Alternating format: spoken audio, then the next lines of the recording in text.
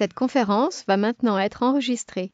Bonjour tout le monde, mardi 18 décembre 2018, point bourse du jour.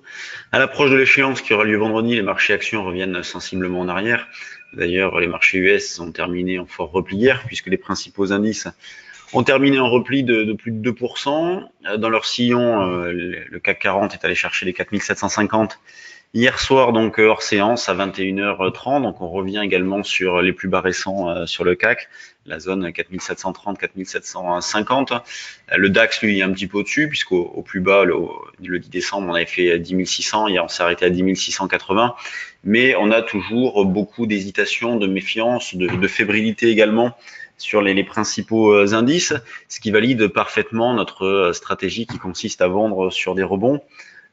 Donc on a chose que l'on a pu faire hier puisqu'on avait vendu notamment sur 4863 très tôt, donc dès l'ouverture. Après ça a été un petit peu plus compliqué parce que les marchés sont restés très plombés, coiffés notamment par la moyenne mobile. Il a fallu attendre notamment 17 heures pour avoir un vrai rebond et donc on a pu vendre dans cette zone de 4805-10.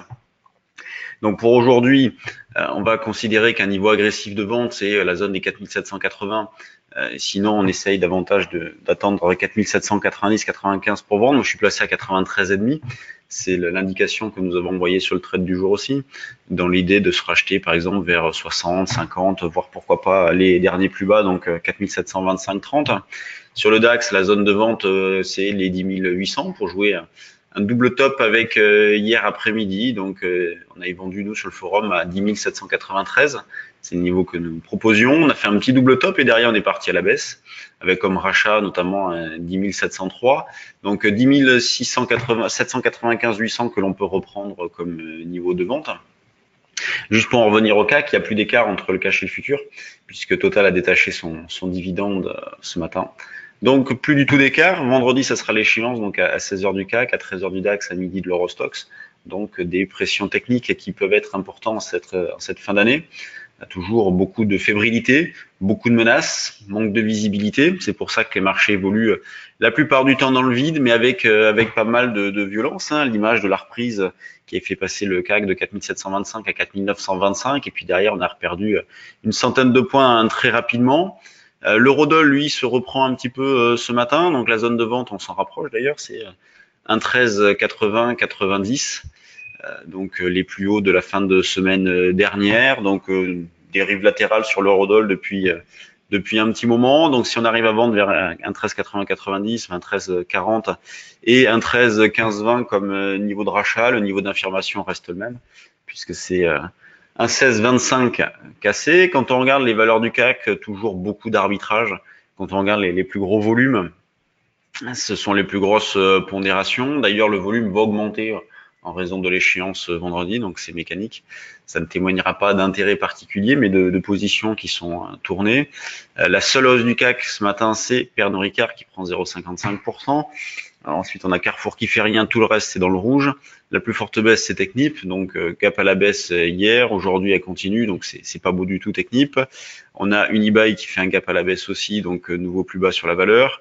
Quand on prend un petit peu de recul, on voit qu'il n'y a pas grand-chose dans la zone. On a ST Micro qui dérive latéralement depuis un petit moment, mais avec un biais baissier quand même.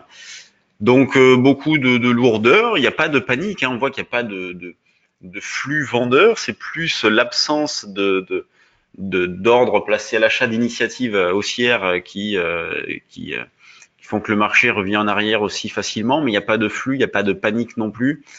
Juste de l'arbitrage, un petit peu de spéculation qui a été prise à contre-pied pendant le dernier rebond là, qui a ramené le marché jusqu'à 4920. Alors beaucoup parlaient déjà du rallye de fin d'année. Nous, on n'y croit pas du tout. Et patatras, derrière, on est fortement revenu en arrière. Quand on regarde les mid et small, alors elles sont un peu moins attaquées en ce moment, c'est ce qu'on regardait ces derniers temps, un peu moins de fortes baisses. Alors quand on regarde de ce matin, par exemple, le 1/8, on voit qu'il y a quand même une majorité de baisses encore, mais on retrouve plus trop ces baisses de 20-25 que l'on avait tous les jours ces derniers temps. Donc là, on a un petit peu moins ça. Serenis qui, dans la poursuite d'hier, monte fortement. Donc hier déjà, il y avait un volume important et elle avait terminé en hausse de 7%. Ce matin, elle en prend 30. Budget Télécom qui est bien orienté, mais bon, il y a pas grand chose à faire, hein. Il y a 6000 titres, donc là c'est les bons de souscription. Genoé, Figeac, donc Gatlink avec Eiffage qui renforce dans le capital, donc anciennement Eurotunnel. Delta Drone, Carmat, il y a eu une news ce matin, Viatyp, Biofiti, Simagis. Donc on voit qu'il n'y a pas non plus grand chose, c'est pas la folie, mais en même temps c'est normal, hein, quand on voit l'ambiance générale, ça donne pas envie de prendre d'initiative sur les valeurs. Il y a de quoi être très méfiant dans cette phase-là. Nous on continue d'accumuler des écarts dans le sens vente-achat sur les principaux indices et sur l'euro-dollar aussi.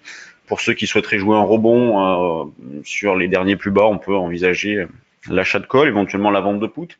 Même si la volatilité n'est pas exceptionnelle, on peut vendre un petit peu de put sur janvier, en prendre des strikes un petit peu loin. Sinon, c'est l'achat de call. Sur ce, je vous laisse passer une bonne séance. Donc, semaine prochaine, ça sera écourté puisque le marché sera ouvert juste lundi matin jusqu'à 14h. Mardi, mercredi, ça sera fermé et jeudi, vendredi. Et nous, on se retrouvera donc pendant cette semaine-là. Donc, Perceval reste ouvert si vous avez de l'intérêt sur ce que nous faisons, nos formations, le trade du jour. Vous pouvez nous appeler même pendant les fêtes.